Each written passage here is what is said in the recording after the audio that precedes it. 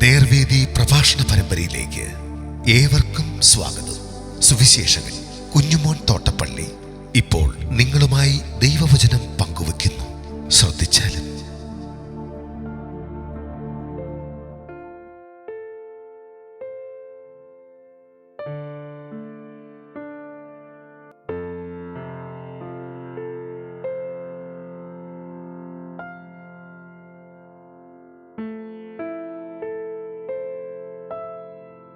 ഹോശേയ പ്രവചനം 5-ാം അധ്യായം. ഞാൻ വായിക്കുന്നത് ശ്രദ്ധിച്ചാലും. പുരോഹിതന്മാരെ കേൾപ്പീൻ, ഇസ്രായേൽ ഗൃഹമേ ചെവിക്കൊള്ളുവീൻ, രാജഗൃഹമേ ചെവിതരുവീൻ. നിങ്ങൾ മിസ്പയ്ക്ക് ഒരു കെണിയും താബോരിന്മേൽ വിരിച്ച വലയും ആയിത്തീർന്നിരിക്കൊണ്ട് ന്യായവിധി നിങ്ങൾക്ക് വരുന്നു. മത്സരികൾ വഷളത്വത്തിൽ ആണ്ടുപോയിരിക്കുന്നു. ഞാനോ അവർക്ക് ഏവർക്കും ഒരു ശാസകനാകുന്നു. ഞാൻ എഫ്രയീമിനെ അറിയുന്നു, ഇസ്രായേൽ എനിക്ക് മറഞ്ഞിരിക്കുന്നതുമില്ല. എഫ്രയീമേ, നീ ഇപ്പോൾ പരസംഗം ചെയ്തിരിക്കുന്നു, ഇസ്രായേൽ മലിനമായിരിക്കുന്നു. അവർ തങ്ങളുടെ ദൈവത്തിന്റെ അടുക്കലേക്ക് മടങ്ങി വരേണ്ടതിന് അവരുടെ പ്രവർത്തികൾ സമ്മതിക്കുന്നില്ല. പരസംഗമോഹം അവരുടെ ഉള്ളിലുണ്ട്, അവർ യഹോവയെ അറിയുന്നതുമില്ല. ഇസ്രായേലിന്റെ അഹംഭാവം അവന്റെ മുഖത്ത് സാക്ഷീകരിക്കുന്നു. അതുകൊണ്ട് ഇസ്രായേലും എഫ്രയീമും തങ്ങളുടെ അകൃത്യത്താൽ ഇടറി വീഴും, യഹൂദയും അവരോടുകൂടെ ഇടറി വീഴും. യഹോവയെ അന്വേഷിക്കേണ്ടതിന് അവർ ആടുകളെയും കന്നുകാലികളെയും കൊണ്ടുചെല്ലും, എങ്കിലും അവർ അവനെ കണ്ടെത്തുകയില്ല. അവൻ അവരെ വിട്ടുമാറിയിരിക്കുന്നു. അവർ അന്യപുത്രന്മാരെ ജനിപ്പിച്ചിരിക്കൊണ്ട് അവർ യഹോവയോട് വിശ്വാസപാതകം ചെയ്തിരിക്കുന്നു. ഇപ്പോൾ ഒരു അമാവാസി അവരെ അവരുടെ ഓഹരികളോടുകൂടെ തിന്നുകളയും. ഗിബെയയിൽ കാഹളവും റാമയിൽ തൂര്യവും ഊതുവീൻ. ബേത്ത് ആവേനിൽ പോർവിളി കൂട്ടുവീൻ.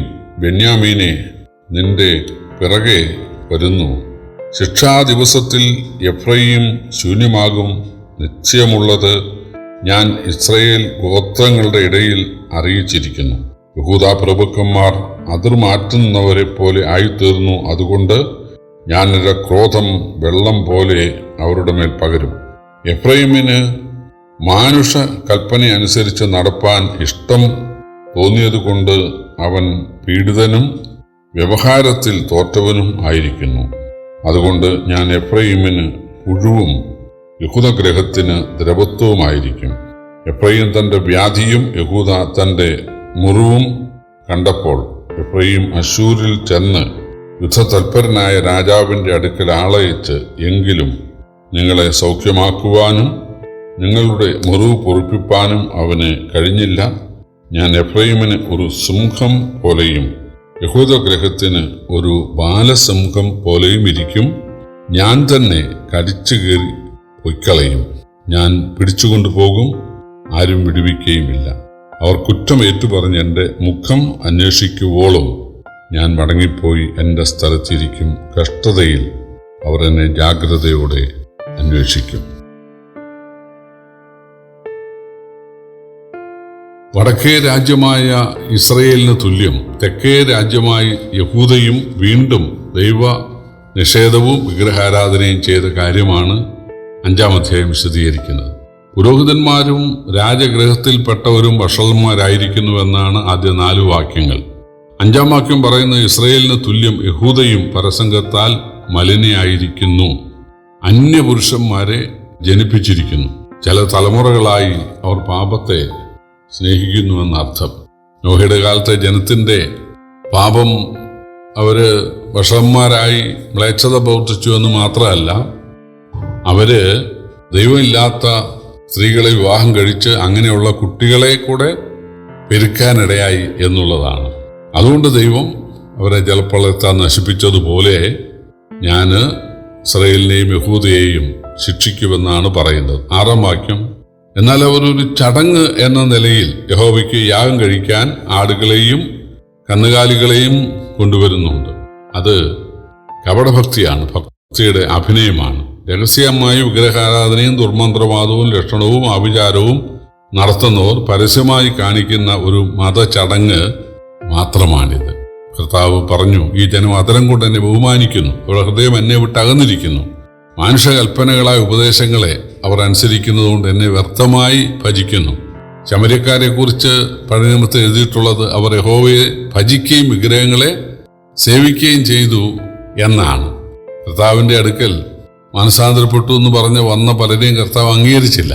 നമ്മൾ വായിക്കുന്ന യേശുവോ എല്ലാവരെയും അറിയുകൊണ്ട് തന്നെത്താൻ അവരുടെ പക്കൽ വിശ്വസിച്ചേൽപ്പിച്ചില്ല എന്നാണ്. കാരണം മനുഷ്യനിലുള്ളത് എന്തെന്ന് അവന് സ്വതവേ അറിയാമായിരുന്നു.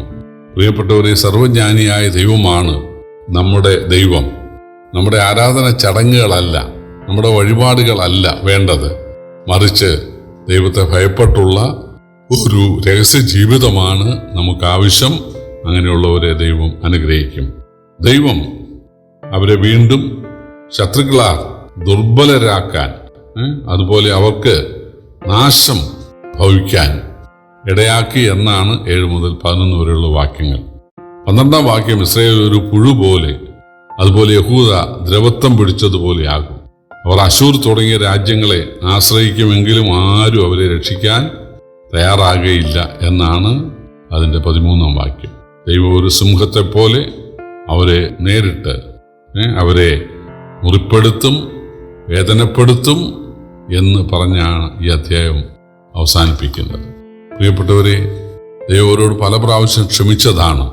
പക്ഷേ ഇസ്രായേൽ പിന്നെയും ചുറ്റുമുള്ള ജാതികൾ അവരുടെ പുരോഹിതന്മാർ അല്ലെങ്കിൽ അവരുടെ പൂജാരിമാർ പറഞ്ഞതൊക്കെ കേട്ട്, അല്ലെങ്കിൽ അയൽക്കാരൊക്കെ പറഞ്ഞത് കേട്ട് ദുർമന്ത്രവാദത്തിലേക്കും അന്യദൈവ സേവയിലേക്കും പോകാനിടയായി. എന്നെ കേൾക്കുന്ന പലരും ഞങ്ങളൊന്നും ദുർമന്ത്രവാദം ചെയ്യുന്നവരല്ല എന്ന് പറയുമായിരിക്കാം. ദൈവത്തിൻ്റെ സ്ഥാനത്ത് മറ്റെന്തിനെ നമ്മൾ സ്നേഹിച്ചാലും അത് വിഗ്രഹമാണ്. അത് പണമായാലും ആരോഗ്യമായാലും സൗന്ദര്യമായാലും ജോലിയായാലും വീടായാലും കാറായാലും ഭാര്യയായാലും മക്കളായാലും ഭർത്താവായാലും ബന്ധുക്കളായാലും അതെല്ലാം വിഗ്രഹമാണ്. നമ്മുടെ ആശയും പ്രത്യാശയും എല്ലാം കർത്താവിൽ തന്നെ ആയിരിക്കണം. നമ്മുടെ ശരണം, നാം സ്നേഹിക്കുന്നത്, നമ്മൾ ആരാധിക്കുന്നത്, നമ്മൾ വിലമതിക്കുന്നത് യേശുവിനെ ആയിരിക്കണം. അതാണ് യഥാർത്ഥത്തിലുള്ള ക്രിസ്ത്യാനിത്വം, യഥാർത്ഥത്തിലുള്ള ഭക്തി.